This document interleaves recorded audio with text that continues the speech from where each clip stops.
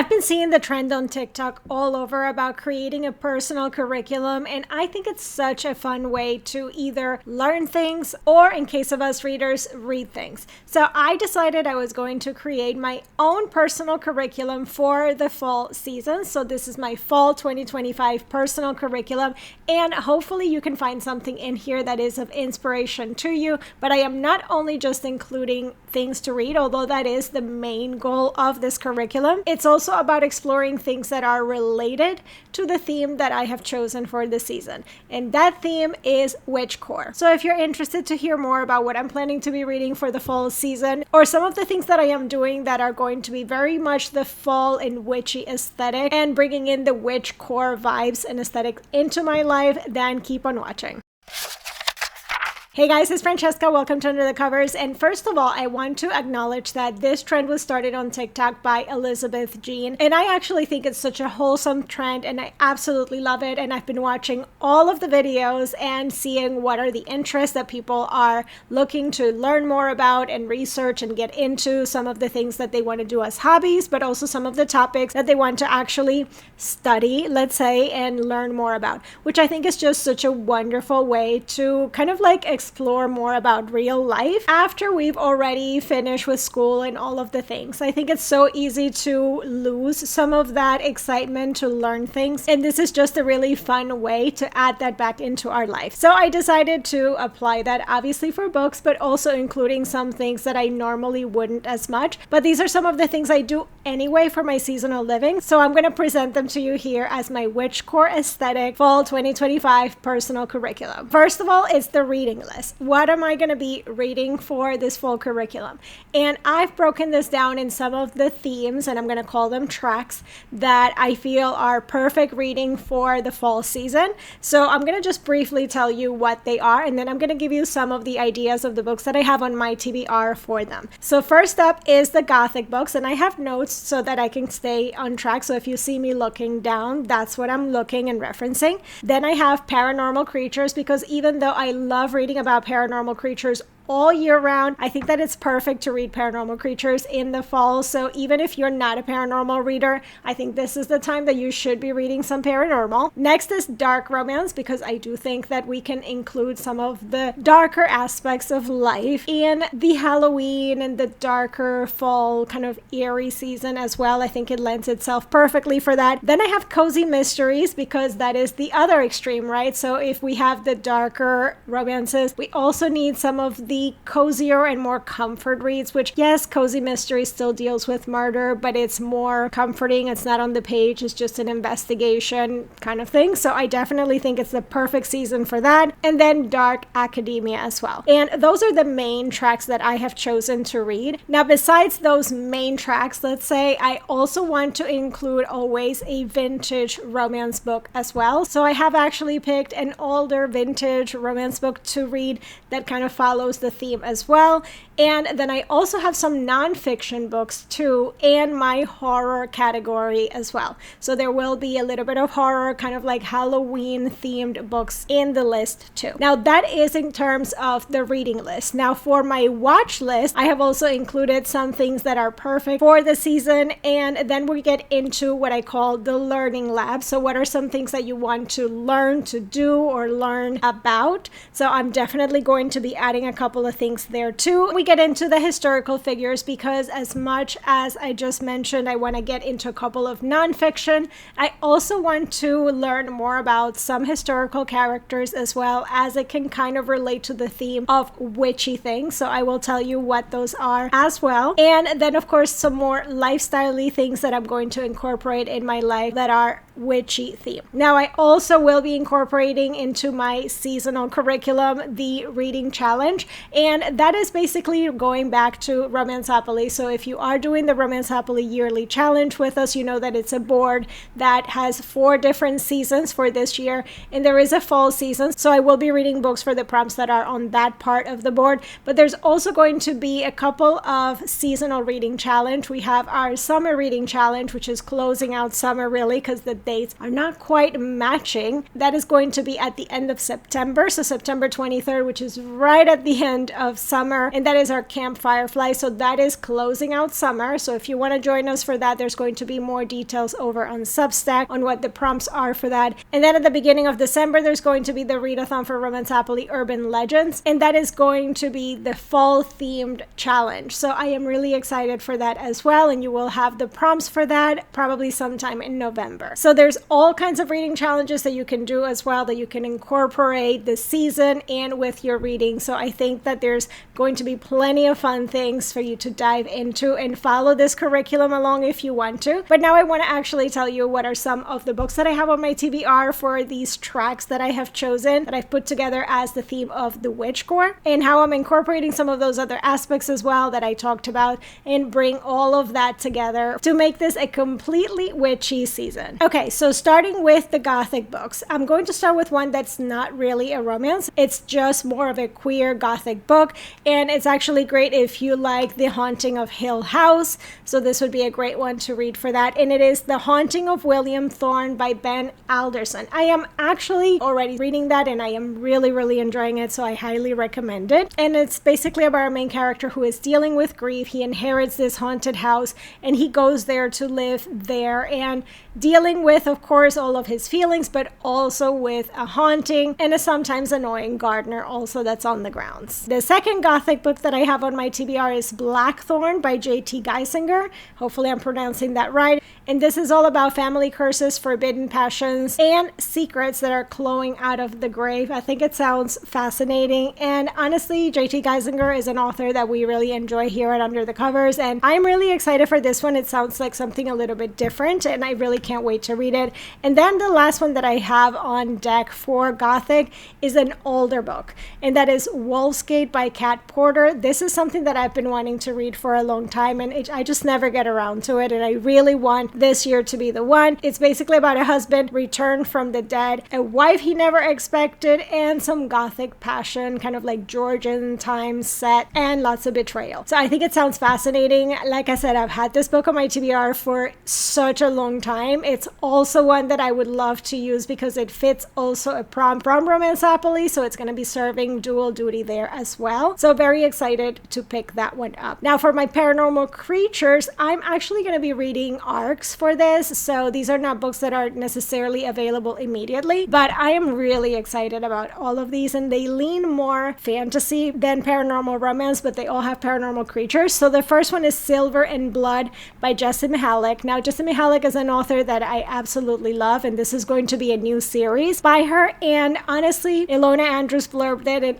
Ilona Andrews is actually the reason why I started reading Jessie Mihalik. On the blurb from Ilona Andrews says, if you only read one fae romance this year, make it this one. So I'm going to read it. But it does have a mage, a cursed rescuer, and a beast-haunted forest. So it is kind of like a dark, sexy romantasy. And I just know that Jessie Mihalik writes amazing sci-fi romances. So I am super excited to see what she does with this genre as well. Now the second book is A Scar in the Bone by Sophie Jordan. And this is the second book in a series that I started last year. The first book came out last year. Absolutely love it. It's kind of a dragon, little bit medieval storyline. So if you are looking for dragon books, then start with book one in this series, which is A Fire in the Sky. But this is about a girl transformed into a dragon who fights for survival and love in a fiery new world. I am just so excited to get to the second book, so cannot wait to dive into that. And I'm closing it out with some vampires. So that is The Serpent's Bride by Catherine Ann Kingsley. And this is about vampire mafia,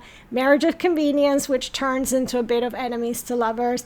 I have really enjoyed Catherine Ann Kingsley. So what I've read from her in the past, I discovered her, I think it was last year or the year before. So I am really excited to read this one. This is the first in a new series. I don't know if it will be a duology or a whole series, but I am just really excited for it. And I mean, dark vampires, that sounds like right up my alley. And actually, if you're looking for a recommendation, I'm just going to plug this book because I absolutely loved it, and I cannot wait for book two. I don't even know when it's coming out, but that is The House at Watch Hill by Cara Marie Moning. It's the first in what supposedly, I think it's going to be a trilogy, but this is Gothic. It's Southern Gothic, but it's also paranormal creatures. So if you want a book that fits both of those categories, definitely pick this up. And I think as I'm recording this video, it's on sale on ebook as well. The paperback, I think it's also coming out. So it's a great time to pick it up, and I cannot recommend it enough. I absolutely loved it when it came out last year, and I know it hasn't gotten as much attention as her Fever series, but I definitely think it's worth you adding it to your TBR. Next up is dark romance. So for dark romance, I am choosing The Huntsman by Naima Simone. Now this one was recommended to me by a friend who already read an arc, and she said, you have to read this dark romance. It is so good. So I mean, I had to add it. It is basically a mafia fairy tale retelling where the hunter might be deadlier than the prey. So definitely you're going to see a theme of primal play in this dark romance list that I have. The second book is Willing Prey by Ali Oleander, and this is about basically like an agreement or a contract where there is a 30 days of a primal chase, which turns into a bit of a feral passion and like this connection between these two characters. It's basically the hero chasing the heroine through the woods. It is agreed that that's what they were going to do though. And then the last book that I have is Axe and Grind by Taylor Hutton, and this is a virtual dating experiment which spirals into obsession. There is role play and some deathly truths. So I am super excited about all three of these. I think they're really going to be books that blow up on all of the dark romance girlies lists. So I am really excited to start diving into them right now. And then for cozy mystery, I'm going with Witches of Dubious Origin by Jen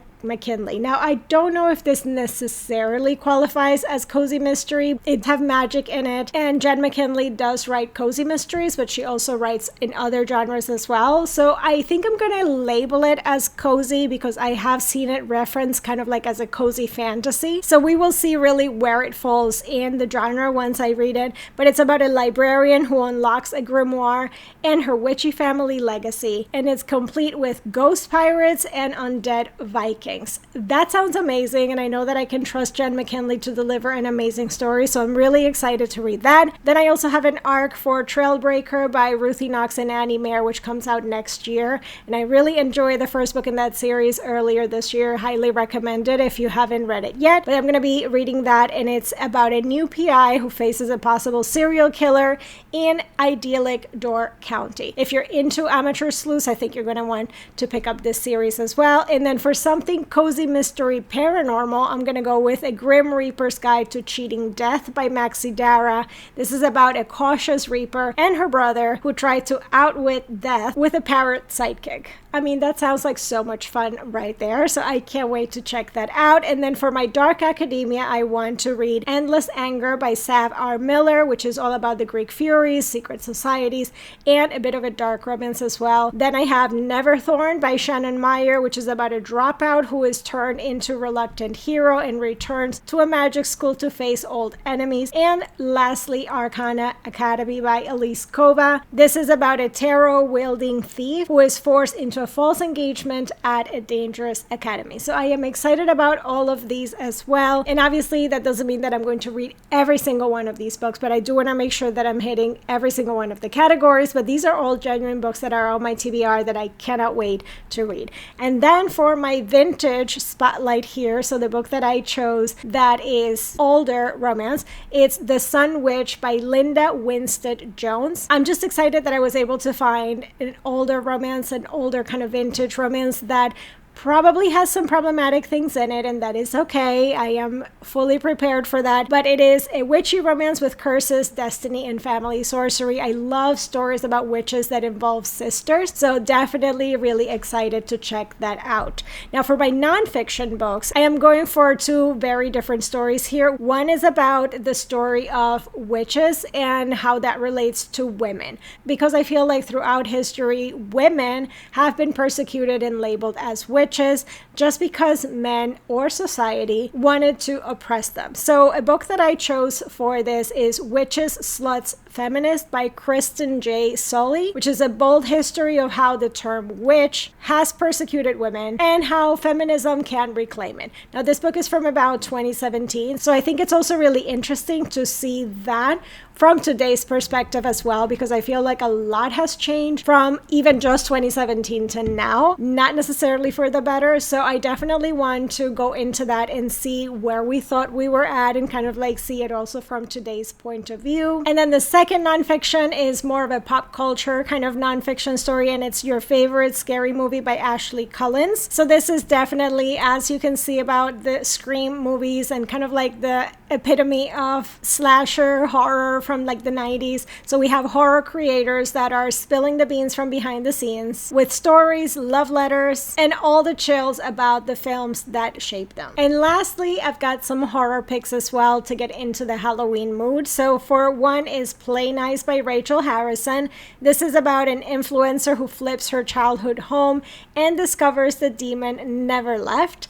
And then the second one is Guillotine by Delilah S. Dawson. Now, this is an author that I have really enjoyed in the past, so I'm excited about that one. Rachel Harrison, it would be my first time reading her. But Guillotine is when the help turns on the 1% during an opulent island Easter gathering and blood flows. So I am super excited to read both of these in the fall. I think that they have the perfect mood, especially for right now, and can't wait to dive into them. But now that leaves behind all the books. So we're going to get into the watch list. What am I planning to watch that has all of the vibes? So the first thing is I want to watch an adaptation, and that is the Rebecca adaptation from 2020 on Netflix. So I am definitely really excited to dive into that. And then I started a tradition last year, and that is to rewatch. And a rewatch right now that I'm doing, it's Buffy the Vampire Slayer. So last year I rewatched season 1.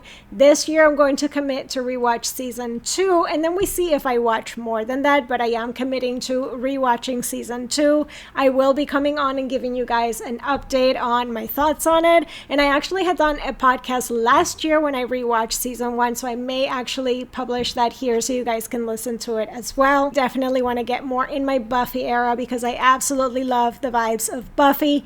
And also it was so interesting to see it from today's perspective as well, and kind of like trying to think back of how I used to feel about it and now watching it back as an adult and in today's time. So I think that that was a really interesting experiment, and I definitely want to continue that this year. And then the last thing that I want to commit to watching is more of a fall kind of cozy vibe, and that is Gilmore Girls. Now, full disclosure, I have never watched an episode of Gilmore Girls. When it was out, I was watching other things, so I was never a Gilmore Girls girl, but I definitely want to give it a try this year. I don't know if I'm going to commit to watching a whole season, only because I don't know how I'm going to like it, because it never really called to me to watch it. So I'm gonna give it a try for a couple of episodes and see how it goes. Maybe I get around to watching a whole season, but I think that between these three things, I am definitely covering all my bases for the vibes for the season. And then coming on watch things, I should also mention that I watched a little bit early the final season of You, because I was holding out to watch that during spooky season.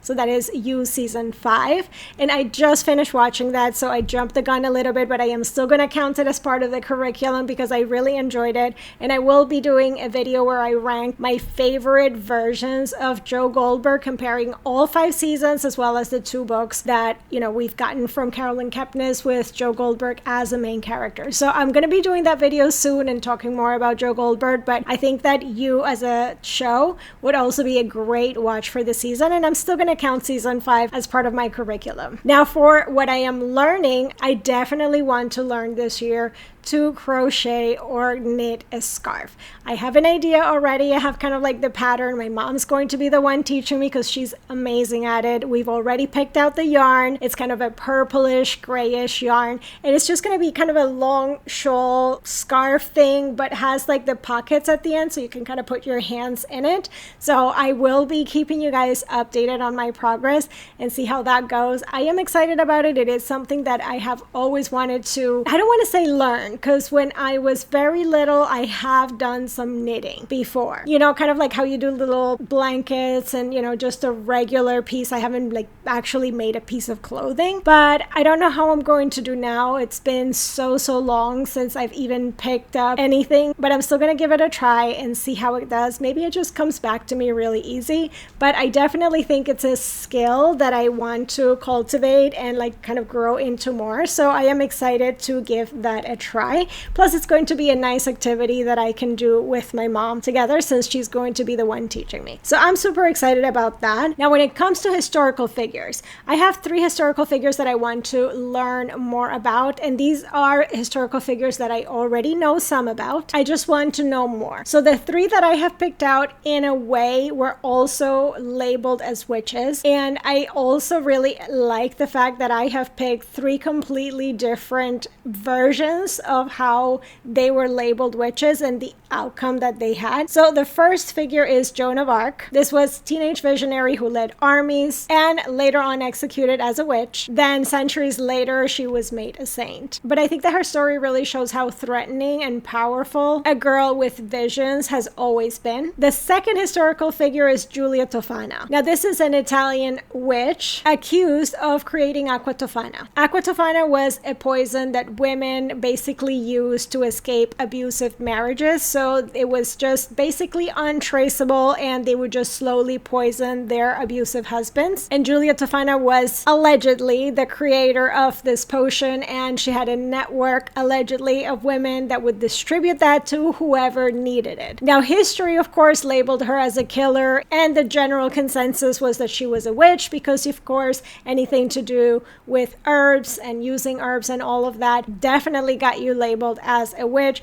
But she was definitely more than a killer. She gave these women a way out of horrible situations when no one would. I definitely want to dive deeper into her story. And lastly, Marie Laveau, the OG voodoo queen of New Orleans. I have always been fascinated with Marie Laveau. In fact, when I visited New Orleans with Suzanne and our friend Lee for a book convention, we had to go to the cemetery and we had to go pay our respects at the Marie Laveau grave. But what I also find that is really interesting is she is one of the 3 characters that I've chosen that was not destroyed by the label of witch. She actually thrived with that label. She wielded that, she built power with it, and she basically turned that label into a legacy. So I am fascinated by her. I have done a little bit of research on her character already, and I have a whole blog post about it too. In fact, if you want to even check out some voodoo paranormal books and a bit more history on Marie Laveau, I do have a blog post about that. I will leave it linked down below, but I definitely want to dive deeper into her character.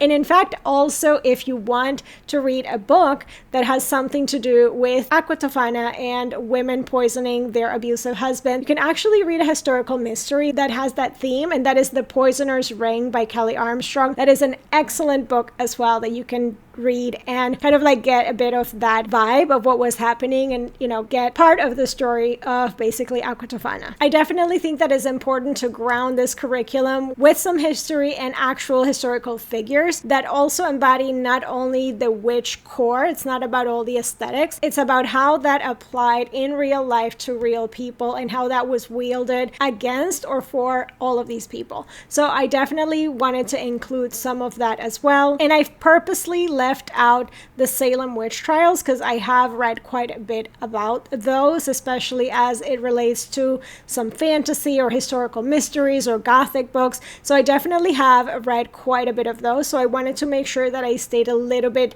away from those, but this is also a great time to read any and all of that as well too. And then of course, as it relates to like lifestyle, I definitely want to bring nature and witchy things and witchy vibes into my life, whether it's with clothing, my nails, jewelry, and certainly with scents, candles, simmer pots, even some home decor and kind of like maybe drying out some orange slices and, you know, decorating, making a garland or things like that. I definitely want to incorporate some of those projects and activities for this season as well so that the house can also feel very homey. I think that all of these kind of traditions and more of the rituals and festivals of fall, I can really connect with and identify with, and I don't know what it is about it. I'm just in autumn. So I am really excited to be adding some of those things to my life this season. And the great part about all of this plan and this whole curriculum is that it is basically 3 months. I am starting it a little bit early because I'm dipping my toes into it at the beginning of September. So we haven't even kicked off the fall and I'm already starting my curriculum. So I think that it's going to be nice because I will still be able to mix in other things. I am a a person that really needs to have variety.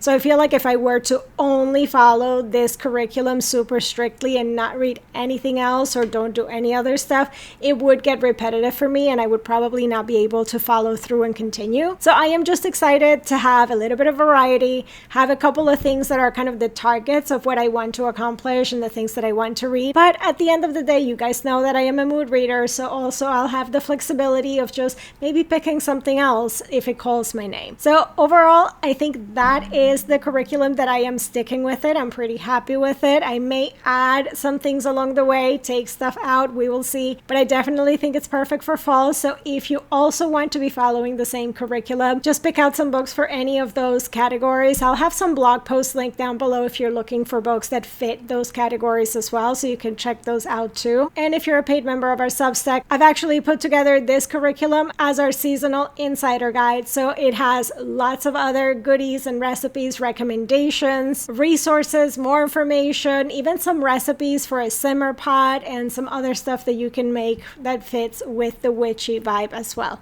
So I am just really excited to get into all of the things witchy for this season, and I definitely invite you to also come along and do that as well. You can get a little bit witchy for the fall as well. But for today, that's all I have for you guys. I just wanted to share my plans for reading for the fall season. Let me know in the comments down below if you guys have prepared your fall TBRs, or if you have seen the personal curriculum trend, how are you applying it into your life? I would love to know it. If you've made a video, I will go and check it out too. But for now, that's all I have for you guys. Don't forget that you can find even more paranormal and full book recommendations here on the channel, so I'm gonna go ahead and leave some stuff linked that you can go and watch next if you want. But in the meantime, I will see you guys in the next video. Bye!